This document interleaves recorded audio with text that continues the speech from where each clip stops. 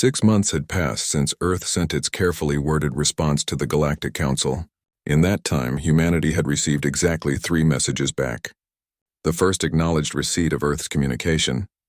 The second informed them that their petition had been assigned to the Subcommittee on New Species Integration for preliminary review. The third, arriving just yesterday, explained that the subcommittee had completed its initial assessment and forwarded the matter to the Tertiary Council for further consideration.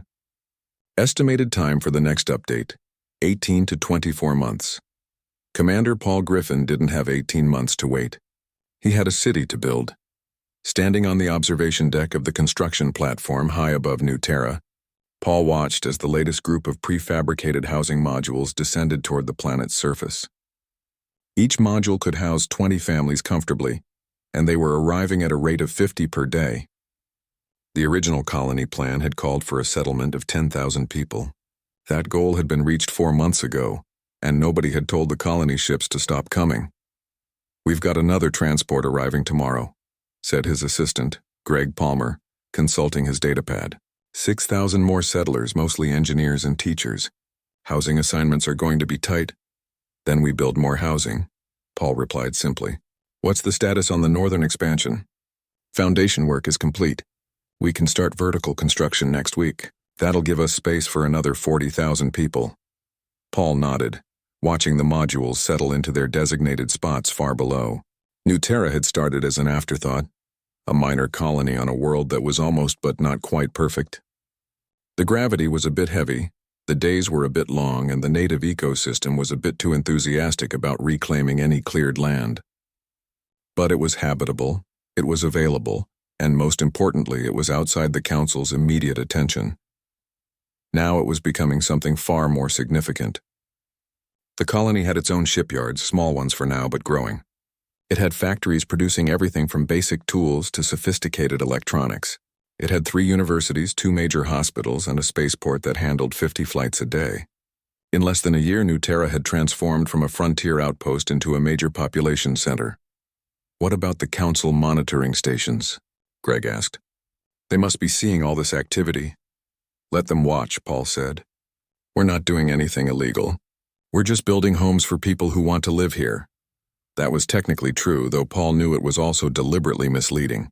The Council's protocols required new species to limit their expansion until formal permissions were granted. But those protocols had never been officially presented to Earth as binding requirements, just strong recommendations. It was a gray area, and humanity was exploiting it for everything it was worth. Paul's communicator chimed. He answered it to find Chief Engineer Marie Collins calling from Earth. Her face appeared on the small screen, and she was smiling in a way that usually meant she'd accomplished something impossible. "Paul, I've got good news," Marie said. "The gate network is operational." Paul felt his pulse quicken. "All of it?" "Every single node. We can now travel from Earth to any human colony in less than 3 days. The longest route, Earth to the TRAPPIST system, takes 48 hours. Before it was taking 3 weeks. "That's incredible, Marie. How did you manage it so quickly?" Marie's smile widened. "I had a very motivated team. Also, we may have borrowed a few design principles from that council gate we studied last year." "Borrowed?" "Legally borrowed. We didn't copy their technology. We just learned from their approach and developed our own solution. It's completely original, just inspired by their work." Paul laughed. That was vintage Marie. She had a gift for walking right up to the line of what was acceptable without quite crossing it. The Council had offered to license their gate technology to humanity for what they considered a reasonable fee. The price tag would have bankrupted Earth's economy for a generation. So Marie had simply built humanity's own version instead. "Does this mean what I think it means?" Paul asked. "It means we can move supplies, people, and equipment between colonies faster than ever before. It means our economy just became truly interconnected. It means we're not 17 separate colonies anymore. We're one civilization spread across multiple stars." Paul looked down at New Terra's expanding cityscape. With the gate network operational, this place would grow even faster. Families could visit relatives on other worlds. Scientists could collaborate across light years. Resources could be shared instantly. The limitations of distance that had constrained human expansion were suddenly much less restrictive. "The Council isn't going to like this," Paul said. "The Council takes 6 years to approve a new form for requisitioning office supplies. By the time they notice and decide what to do about it, we'll have gates connecting 50 colonies. After ending the call, Paul turned back to Greg. Double our construction schedule. With the gates operational, we can bring in 3 times as many supplies. I want New Terra ready to handle a population of 500,000 within 2 years. Greg's eyes widened. That's ambitious. Ambitious is what we do. Across human space, similar conversations were happening. On Kepler 442b, Governor Susan Blake was overseeing the construction of the largest research facility outside of Earth. The planet's unique atmospheric conditions made it perfect for certain types of scientific experiments, and researchers from a dozen fields were flocking there. What had started as a modest science outpost was becoming humanity's premier research hub. In the Trappist system, the mining colonies were evolving beyond their original purpose. Miners had become manufacturers, taking the raw materials they extracted and turning them into finished products. Trappist 1E now produced more Starship components than Earth's orbital factories, and the quality was just as good. The colony administrator, Henry Walsh, had started receiving requests from other colonies wanting to buy Trappist-manufactured goods. Nobody had planned for this level of integration. The original colony strategy had been simple: spread out, establish footholds, and wait for Earth to catch up. But the colonies weren't waiting.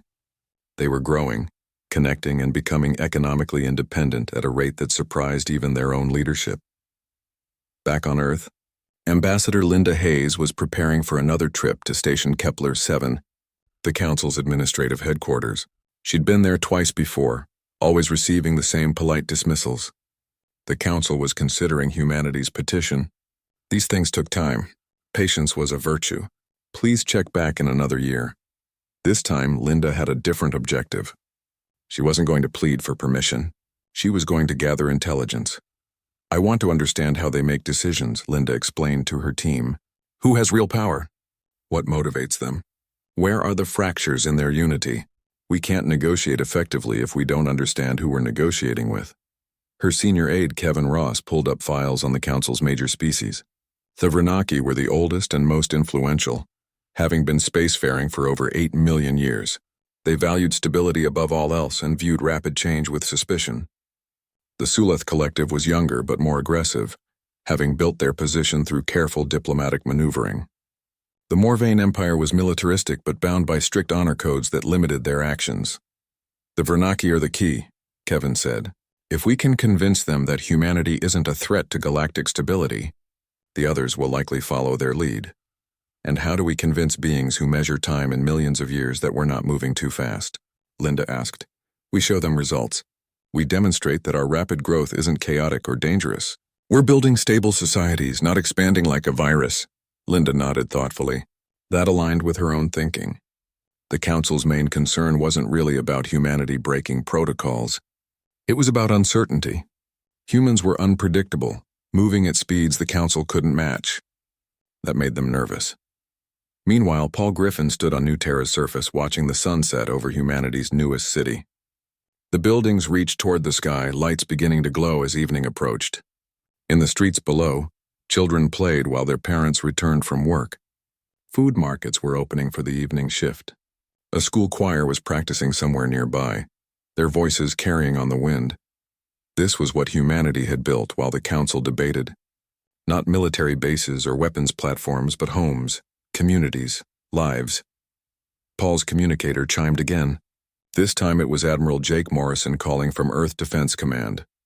Paul, we've detected movement from the Council monitoring stations. They're repositioning for better coverage of our colonies. Should I be worried? Not yet. They're just watching more carefully, but it confirms what we suspected. They've noticed our growth rate and they're paying attention now. Paul looked across the city one more time. Let them watch, Jake. Let them see what we're building. Maybe it'll help them make up their minds faster. Or maybe it'll make them nervous enough to act. Either way, we're not stopping. New Terra has 80,000 people now. Kepler 442b has 70,000. Trappist has 60,000 across 3 planets. Lieutenant Commander Chris Martinez had been in deep space for 4 months when his sensors picked up something unusual. His ship, the Horizon's Edge, was a long-range exploration vessel designed to chart potential colony sites in regions that no human had visited before. The Vale sector had been on the survey list for months, but like many things involving the Galactic Council, there was a permission process that needed to be followed before exploration could officially begin. Chris had learned not to wait for official permissions. His orders from Earth Defense Command were clear enough. Explore first, file the paperwork later. If humanity waited for the Council to approve every survey mission, they'd still be mapping their own solar system. "Commander, I'm reading some odd energy signatures from the fourth planet," said Lieutenant Amy Chen, his science officer. "They're faint, but definitely artificial." Chris pulled up the sensor data on his main display. The planet was unremarkable at first glance, a cold world orbiting far from its dim red star. No atmosphere to speak of. No obvious resources, nothing that would normally warrant a closer look. But Amy was right about the energy signatures. They were there, buried under layers of rock and ice, barely detectable even with the Horizon's advanced sensors. "Any chance it's a Council facility?" Chris asked. "Negative. The energy pattern doesn't match anything in our database of Council technology. It's older. Much older." Chris felt a familiar thrill of discovery. This was why he'd joined the exploration service. The galaxy was full of mysteries, and humanity was still so new to space that almost everything they found was new to them. "Take us in closer. Standard survey approach, but stay alert. I want full scans of that planet." As the Horizon's edge moved into orbit, the sensors revealed more details. The energy signatures were coming from beneath the planet's surface, concentrated in what appeared to be a massive underground structure. Preliminary scans suggested the structure was at least 10,000 years old, possibly much older. Whatever it was, it predated the Galactic Council itself. "I'm detecting multiple access points," Amy reported. "Looks like entrance tunnels, though most are collapsed or blocked by ice. Wait, there's one that seems relatively clear. Northeast region, coordinates coming up on your screen now." Chris studied the location.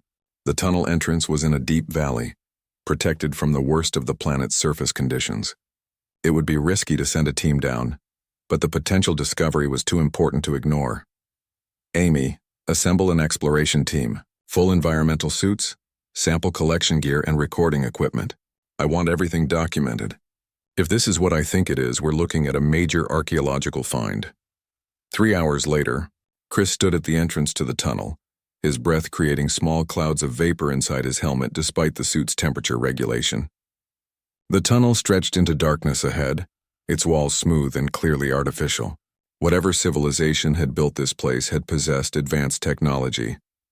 Dr. Karen Price, the team's xenoarchaeologist, ran her scanner along the tunnel wall. "The construction is incredible. This material isn't natural. It's some kind of manufactured composite, incredibly durable. After thousands of years of exposure, it's barely degraded."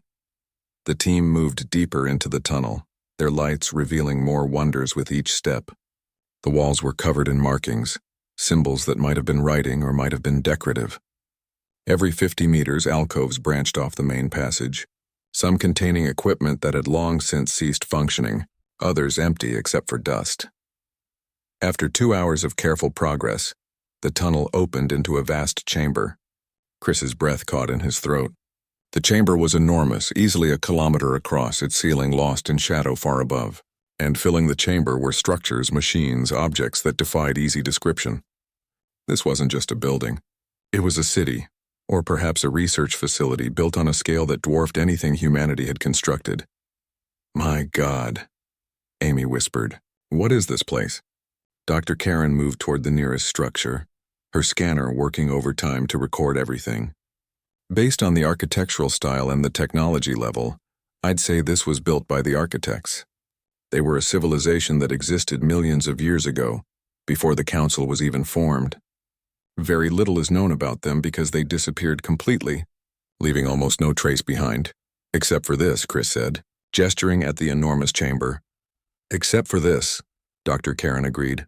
Over the next week, the team explored as much of the facility as they could safely access. What they found was staggering. The architects had possessed technology far beyond anything currently in use in the galaxy. They had developed systems for instant communication across unlimited distances, devices that could convert energy into matter with perfect efficiency, and machines that appeared to manipulate the fundamental structure of space-time itself. Most importantly, they had left detailed records behind, Dr. Karen discovered a data archive in what might have been the facility's central control room. The archive was still functional after millions of years, its storage systems so advanced that they had barely degraded at all. When she managed to interface with it using the Horizon's computers, the archive began transmitting information. "This is incredible," Dr. Karen said, watching data stream across her displays. "These are instruction manuals, blueprints, technical specifications." The architects didn't just leave their technology behind. They left a guide for how to build it. Chris understood the implications immediately. This discovery could advance humanity by thousands of years overnight. The technology described in these archives made the Galactic Council's capabilities look primitive by comparison. But he also understood the problem. Galactic law was very clear about archaeological discoveries in neutral space. Any species that made such a discovery was required to report it to the Council immediately. The Council would then send their own research teams, study the find, and eventually decide how the knowledge should be distributed among member species. The process typically took decades, and the discovering species usually received only a small fraction of the benefits. Chris called a meeting of his senior officers in the Horizons conference room. The mood was tense. Everyone knew what they'd found and what it could mean for humanity. "By law, we should report this to the Council immediately," Chris said. "But if we do that, we'll lose control of the discovery. The Council will take over, and humanity might not see any benefit from our own find for a generation or more." "We could claim salvage rights," suggested Lieutenant Gary Foster, the ship's legal officer. "Technically, this facility is in unclaimed space. The Council's jurisdiction is questionable at best." "That would be a direct challenge to Council authority," Amy pointed out. "They might respond with force," Dr. Karen spoke up. "There's another consideration. This technology is dangerous.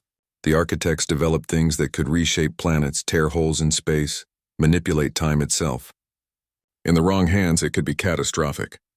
The Council's caution about distributing such knowledge isn't entirely unreasonable." Chris nodded slowly. "But we're not the wrong hands. Humanity has proven we can handle advanced technology responsibly. We've developed our own faster-than-light drives, our own gate network, our own defensive systems, all without destroying ourselves or anyone else.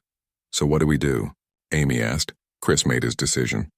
"We copy everything. Every file, every blueprint, every instruction manual.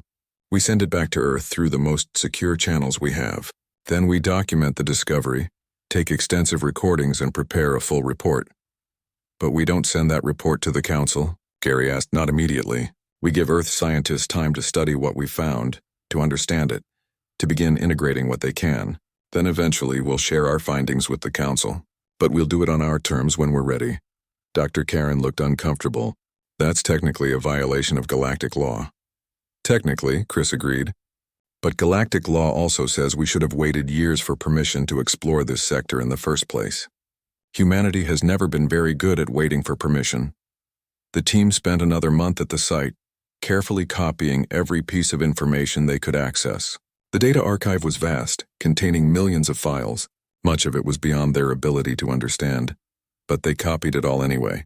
Earth scientists would have decades of work ahead of them, studying and deciphering the architect's legacy. When the Horizon's Edge finally departed the Veil sector, it carried humanity's greatest discovery in its databanks. Chris filed a report with Earth Defense Command, explaining what they'd found and recommending strict information security. The discovery was classified at the highest level, shared only with Earth's top scientists and military leadership. Admiral Jake Morrison received the report and immediately understood its significance. He convened a secret meeting of Earth's leadership, including President Dan Cooper and Ambassador Linda Hayes. "This changes everything," Jake said, displaying some of the basic schematics from the Architect Archive. "If we can understand even a fraction of this technology, we'll leap ahead of the Council by centuries." "And if the Council finds out we have it?" President Cooper asked. "They'll demand we turn it over." The message arrived on a Tuesday morning, though nobody on Earth would remember that detail later. What they would remember was the tone. The Galactic Council had finally decided to acknowledge humanity's existence, and they were not impressed. Captain Jake Morrison stood in the communications center of Earth Defense Command, watching the translated text scroll across the main screen. Beside him, Ambassador Linda Hayes read the same words, her expression growing darker with each line. The message was formal, decorated with elaborate titles and references to galactic laws that humanity had never agreed to follow. But the core meaning was simple enough: stop everything and wait for permission. They want us to halt all colony expansion, Jake said, keeping his voice level, all mining operations, all exploration beyond our current territories. Linda nodded slowly. And they expect an answer within 30 days. How generous of them. The irony wasn't lost on either of them. The Council's message had taken 3 months to arrive, traveling through their network of relay stations that spanned the galaxy. Humanity had been waiting for some kind of contact from the Council for over 2 years, ever since Earth's first diplomatic mission had announced their presence to the wider galaxy. 2 years of silence, and now this. Jake pulled up a star map on the secondary screen. Red dots marked human colonies, 17 of them scattered across 6 star systems. Blue dots showed mining operations and research stations, another dozen locations where humans worked and lived. Green dots indicated the colony ships currently in transit, 5 massive vessels carrying 50,000 people each toward new worlds in the Outer Rim. We launched the 5th wave 3 months ago, Jake said. They'll reach their destination in another 4 months. The colonies on New Terra and Kepler 442b have populations over 60,000 each now. The Council doesn't know that, Linda replied. Their intelligence is at least 6 months out of date. They think we're still a minor operation, a few thousand people scattered on 3 or 4 worlds. Jake zoomed in on the edge of human space. Small yellow dots appeared, dozens of them forming a loose ring around humanity's territories. But they're watching us now. Those are their monitoring stations. They put them up last month. Linda studied the display. The Council's stations were sophisticated, capable of tracking every ship that entered or left human space.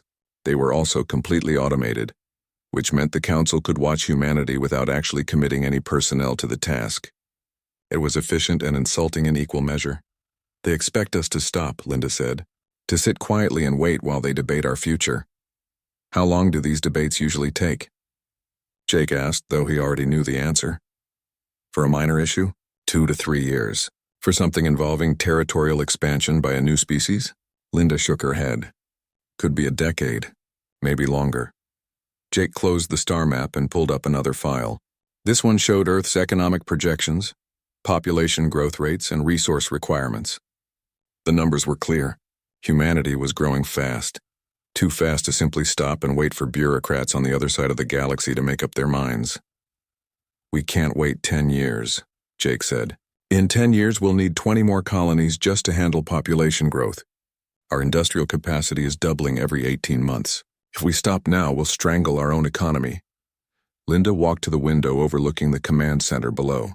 Dozens of officers worked at their stations, monitoring human space, coordinating defense patrols, managing communications with the colonies.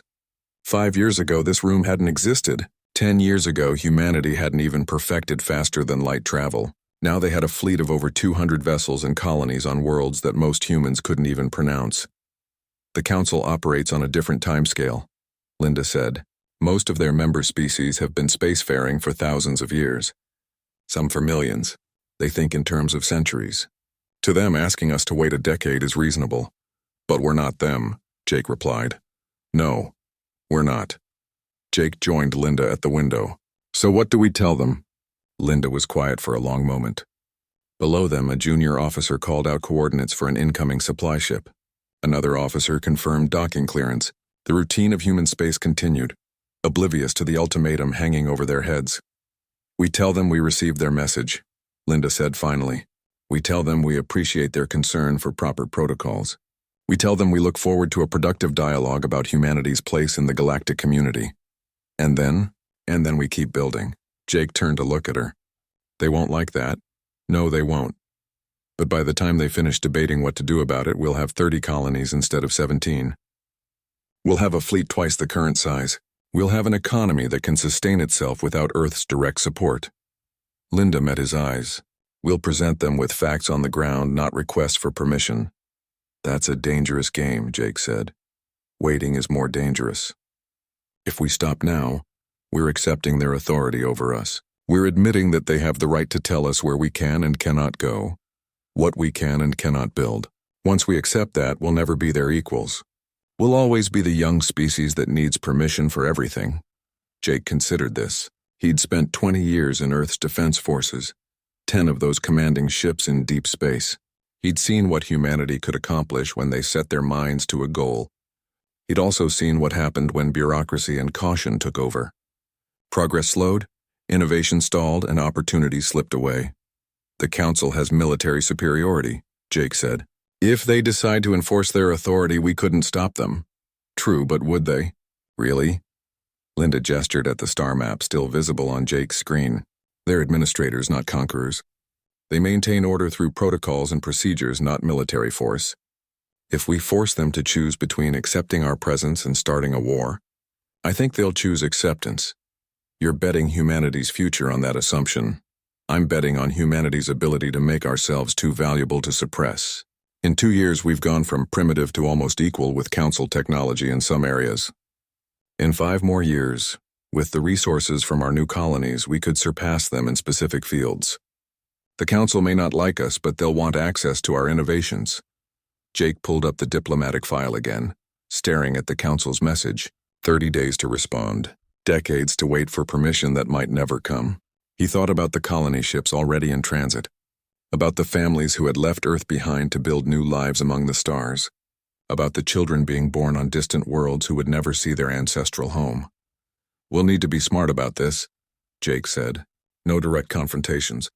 No provocations. We expand, but we do it quietly. We build, but we don't boast. We give the Council nothing to point to as open defiance. Linda smiled. Exactly. We'll be the most polite rebels the galaxy has ever seen. And if they push back, then we negotiate. But we negotiate from a position of strength, not from our knees. Jake thought about the risks, about everything that could go wrong. Then he thought about everything that could go right. Humanity had come too far to stop now. I'll draft the response, he said. Polite, diplomatic, and completely non-committal. Perfect. And Jake? Make sure colony development continues at full pace. Actually accelerate it if possible. The faster we build, the stronger our position becomes. Jake nodded. The Council had waited 2 years to contact humanity. Now they expected humanity to wait a decade or more for permission. But humanity had never been good at waiting. They would keep moving forward, keep building, keep reaching for the stars. The Council could catch up when they were ready. The message went out that evening. Polite, respectful, and carefully worded to say absolutely nothing of substance, Earth acknowledged the Council's communication and expressed interest in future dialogue. No promises were made, no commitments were offered, and certainly no mention was made of the construction crews already breaking ground on 3 new colony sites, or the exploration ships mapping 5 more systems for potential settlement. The Council had made their move. Now it was humanity's turn, and humanity had never played by anyone else's rules. 3 years after humanity had submitted their initial petition, the Galactic Council finally convened to discuss the matter. High Arbiter Zelvan of the Vrenaki called the session to order in the Grand Assembly Hall of Station Kepler-7. Representatives from 47 species took their places in the tiered seating that surrounded the central platform. The chamber was designed to inspire awe, with its vaulted ceiling that showed a real-time view of the galaxy above, and its walls that displayed the Council's emblem, a circle of stars representing unity and order. Zelvan was old, even by Vrenaki standards. He had served on the Council for over 6,000 years and had seen countless species rise and fall. He approached every decision with the careful deliberation that had kept the galaxy stable for millennia. Today's topic was humanity, and he expected the discussion to last at least several months before any vote was taken. We gathered to address the petition from the species known as humans. Zelvan began, his translator rendering his words into the dozens of languages spoken by Council members. They request recognition as a spacefaring civilization and seek approval for territorial expansion beyond their home system. A holographic display appeared above the central platform, showing Earth and its surrounding space. The image was 3 years old, based on the data the Council had collected when humanity first made contact. It showed 3 small colonies and a handful of mining operations. Before we begin deliberations, Zelvan continued, the Intelligence Division will present their current assessment of human activities. A Suleth official approached the platform, their multiple limbs moving in the fluid motion characteristic of their species. They activated a new holographic display, and the image that appeared was very different from the first. The chamber fell silent. The new image showed not 3 colonies but 27, spread across 8 star systems. It showed a network of gates connecting human worlds. It showed industrial complexes, research stations, and shipyards. Most troubling to many council members, it showed energy signatures that suggested technology far more advanced than humanity should have possessed. This assessment was completed last month, the Suleth official explained. The human species has not waited for our approval. They have continued expansion at an accelerated rate. Their current population across all colonies exceeds 200 million individuals. Their economic output now rivals that of established council members who have been spacefaring for centuries. Murmurs spread through the chamber. Some council members were impressed, others outraged. The Morvain representative stood, their armored form imposing even in the vast hall. This is a clear violation of established protocols, the Morvain said. New species must await council approval before major expansion. The humans have shown disrespect for our authority. I move for immediate sanctions. Several other representatives voiced agreement, but High Arbiter Zelvin raised a hand for silence.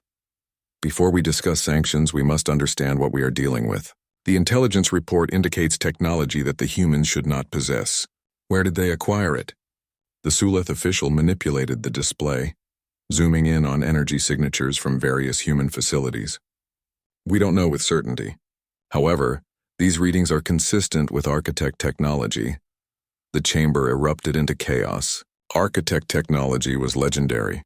Remnants of a civilization so advanced that even the council treated their artifacts with extreme caution. The idea that humanity had found and integrated such technology without oversight was deeply troubling to many council members. Zelvan called for order. If the humans possess architect technology, this changes the situation significantly. Such technology is classified as restricted under galactic law. Any species discovering architect artifacts must report them immediately for proper study and containment. Yet the humans did not report their discovery, the Morvain representative said. Another violation. We must respond with force if necessary. Force against a species that may possess architect technology? Another voice spoke up, this one belonging to a Kelrath counselor. That seems unwise. We don't know the extent of their capabilities. Zelvan considered the situation carefully. The council had protocols for every scenario, but humanity was proving to be an unprecedented case. They had grown too quickly, advanced too rapidly, and now potentially wielded technology that could threaten the established order. I propose we send a diplomatic fleet to Earth, Zelvan said, not as conquerors but as representatives of the council's authority. We will assess the situation directly, demand an accounting of their activities, and determine appropriate measures. The proposal was debated for 3 days before a vote was taken. The result was clear. A council fleet would be dispatched to human space led by High Arbiter Zelvan himself. The fleet would include 12 capital ships and 60 support vessels, enough firepower to enforce compliance if necessary. But the mission would be officially diplomatic. The message to Earth was drafted carefully. It informed humanity that the council had reviewed their petition and found their expansion unauthorized. A diplomatic fleet would arrive within 2 months to discuss the matter. The tone was formal and carried an implicit threat: comply or face consequences. On Earth, Admiral Jake Morrison received the message with mixed feelings. He'd been expecting something like this for months, but the reality of a council fleet approaching human space was still sobering. 12 capital ships, he said, studying the fleet composition data that Earth's sensors had gathered. That's enough to wipe out our entire defense force if they decide to fight. President Dan Cooper looked equally concerned. Can we defend ourselves? Against conventional council technology? Maybe. We've made significant advances using the architect data. Our ships are faster, our weapons more powerful, our shields stronger. But we've never tested them against a real military force.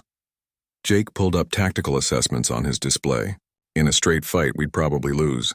But we'd make them pay for it, and that might be enough. Enough for what? Enough to make them reconsider using force.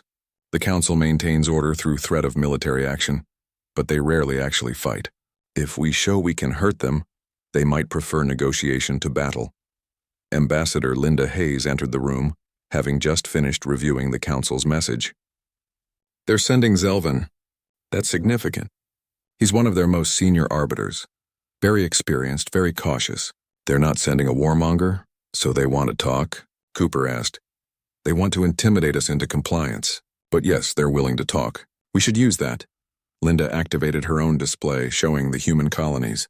I propose we invite them to tour our colonies before any negotiations begin. Let them see what we've built. Let them understand that we're not some reckless expansion that can be easily undone. Jake considered this. It's risky. They'll see our technology up close. They'll realize how much we've advanced. They already know we've advanced. The question is whether we can convince them that our advancement is beneficial rather than threatening. President Cooper made his decision. Send the invitation, but quietly prepare our defenses. If talks fail, I want us ready to protect our colonies. The invitation was transmitted the following day. High Arbiter Zelvin received it with surprise. In his thousands of years of service, he'd never encountered a species that responded to council authority by inviting inspection. It was audacious, perhaps foolishly so, but it was also intriguing. Zelvin accepted the invitation. The council fleet altered its course, planning to visit 3 human colonies before proceeding to Earth itself. As they traveled, Zelvin studied every piece of information available about humanity. They were a young species, barely 70 years into space travel. By council standards, they were infants. Yet they had accomplished in decades what most species required centuries to achieve. The first stop was New Terra. As the council fleet entered orbit, Zelvin stood on his flagship's observation deck, looking down at the planet below. He had expected a struggling settlement, perhaps a few scattered buildings and some basic infrastructure. What he saw instead was a thriving metropolis. Cities covered the planet's surface, their lights visible even from orbit.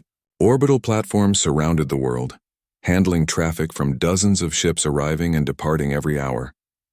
Industrial facilities processed raw materials into finished goods. Agricultural zones fed millions of people. This wasn't a colony. It was a civilization. Governor Lisa Bennett greeted the council delegation personally when they landed at New Terra's main spaceport. She was young by human standards, barely 40 years old. But she carried herself with confidence that Zelvin found remarkable. Welcome to New Terra, High Arbiter, Lisa said. We're honored to host the council's representatives. I've arranged a full tour of our facilities. Please ask any questions you wish. We have nothing to hide. Over the next 2 days, Zelvin and his team toured New Terra. They walked through universities where human students studied quantum mechanics and xenobiology. They visited factories producing technology that matched council-approved designs and quality, while using completely novel approaches. They observed a society that functioned with efficiency and innovation that typically took centuries to develop. What struck Zelvin most was the energy. The council fleet settled into orbit around Earth, their ships forming a precise formation that spoke of military discipline and barely contained power. On the planet below, millions of humans looked up at the sky and wondered if they were about to witness first contact turn into first war. President Dan Cooper stood at the window of his office in Geneva, watching the ships above and feeling the weight of humanity's future on his shoulders. High Arbiter Zelvan's shuttle descended through Earth's atmosphere with an escort of human defense fighters. It was a gesture of respect, but also a subtle reminder that humanity had military capabilities that couldn't be ignored. The shuttle landed at the diplomatic complex, where President Cooper waited with a delegation that included Admiral Jake Morrison and Ambassador Linda Hayes. Zelvin emerged from his shuttle, his tall form moving with the grace of a being who had lived for millennia. His skin had a faint luminescence, and his eyes held an intelligence that seemed to look through rather than at the humans before him. He approached President Cooper with measured steps. "President Cooper," Zelvin said, his translator rendering his words into perfect English. "Thank you for receiving the Council's delegation. We have much to discuss." "High Arbiter Zelvin," Cooper replied, extending his hand in the traditional human greeting. Zelvan studied the gesture for a moment before accepting it, his hand cool and smooth against Cooper's. "Welcome to Earth. I hope your journey was pleasant and your visits to our colonies informative." "Informative indeed. Perhaps more than you intended." Cooper smiled slightly. "We intended to show you exactly what you saw.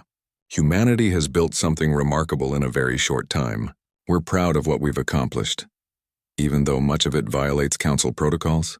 Protocols we never agreed to follow. High Arbiter, humanity submitted a petition to your Council 3 years ago. We waited for a response.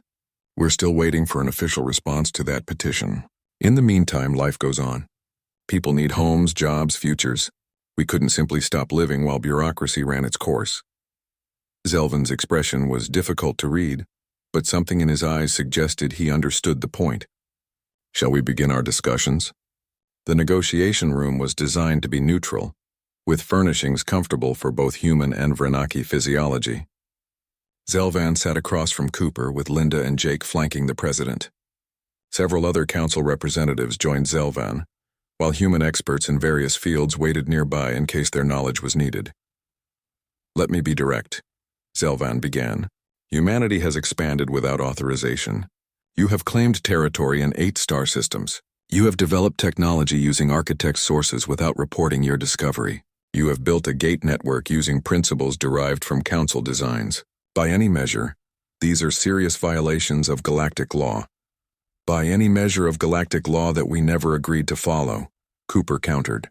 High Arbiter, when humanity first made contact with the Council, we sent a diplomatic mission explaining who we were and what we hoped to achieve. We asked for dialogue, for partnership, for recognition. What we received was silence for 2 years, followed by a message telling us to stop everything and wait. Wait for how long? 5 years? 10? A century? You must understand that's not realistic for a growing civilization. All species must learn patience and respect for established order. Respect is earned, not demanded. And order that takes a decade to make simple decisions isn't order, it's paralysis. Cooper leaned forward. High Arbiter, I've studied your council's history. I know you've maintained galactic peace for thousands of years. That's impressive, truly. But I also know that in those thousands of years, very little has changed. The same species hold the same positions. The same protocols govern the same decisions. You've achieved stability by sacrificing progress. Zelvan was quiet for a long moment. Stability is valuable. Chaos and rapid change have destroyed countless civilizations. And stagnation has destroyed just as many, Linda interjected. High Arbiter, you've seen our colonies. Did they seem chaotic to you? Did they seem dangerous or unstable? No, Zelvan admitted. They seemed quite functional. Surprisingly so. Because we're not reckless despite what our speed might suggest. Every colony has careful planning behind it. Every technological advance is tested rigorously. We move quickly, yes, but we move intelligently, Jake spoke up. You mentioned our military in your initial assessment. I want to address that directly. Yes, we've built a defense force. Yes, we've developed advanced weapons. But look at what we've actually done with that force. We've protected shipping lanes. We've performed rescue operations. We've secured our borders. We haven't invaded anyone. We haven't threatened anyone. We've simply ensured that we can protect what we've built. Zelvan studied Jake carefully. Your ships use architect-derived technology. That technology is classified as restricted. It was never meant to be in the hands of species as young as humanity. Why? Jake asked bluntly. Because we might misuse it? We've had this technology for over a year now, and we haven't done anything destructive with it. We've used it to improve our quality of life, to connect our colonies, to push the boundaries of what's possible. Isn't that exactly what technology should be used for? The architects disappeared, Zelvan said quietly. Their civilization reached heights we can barely imagine, and then they were gone. We don't know why. Many on the council believe their own technology destroyed them. That's why architect artifacts are handled with such care. Or maybe, Cooper suggested, they evolved beyond the need for physical form, or they left this galaxy to explore others, or any of 100 other possibilities that don't involve self-destruction. High Arbiter, you can't assume the worst just because you don't understand what happened. The negotiation continued for hours, then days. The council representatives raised objection after objection, citing laws and protocols that humanity had technically violated. The human delegation responded to each point, sometimes with legal arguments, sometimes with moral ones, and occasionally with simple pragmatism. On the 4th day, Zelvan requested a private meeting with just Cooper, Linda, and Jake. The smaller group met in a quieter room, away from the formal posturing of the main negotiations. I need to understand something, Zelvan said. What is it that drives humanity forward so relentlessly? Most species, when they first encounter the Council, are relieved. They're grateful for guidance, for structure, for the wisdom of older civilizations, but you seem to resent our very existence. Cooper considered the question carefully. We don't resent your existence, High Arbiter. We resent being treated like children who need permission to grow up. Humanity has spent its entire history pushing boundaries, questioning authority, and refusing to accept that something is impossible, just because no one has done it before. That's what drove us from caves to cities, from Earth to the stars. You're asking us to change our fundamental nature, to become cautious and patient and willing to wait decades for decisions. We can't do that. It would make us something we're not. Even if it means conflict with the Council? We don't want conflict, Linda said firmly. But we won't submit to authority that we don't believe is legitimate. The Council never asked if we wanted to join your system. You simply assumed you had authority over us because you've been around longer. That's not how humanity works. Selvin was silent for a long time, his ancient eyes studying each of them in turn. Finally, he spoke. I have a proposal. It's not one that will please everyone on the Council, but I believe it's the only realistic path forward. We're listening, Cooper said. The Council will grant humanity full membership status, not as a junior species under observation, but as a full partner with voting rights and equal standing. In exchange, humanity will agree to work within Council frameworks going forward and will share the architect technology you've discovered. Jake frowned. That sounds like we're giving up everything we've gained. Not everything. Full Council membership means you have a voice in decisions that affect you. You can argue for changes to our procedures. You can push for reforms. And as for the architect technology, I said share, not surrender. You keep what you've learned, but you make it available to other Council members as well. This turns your discovery from a violation into a contribution. Linda saw the wisdom in the proposal.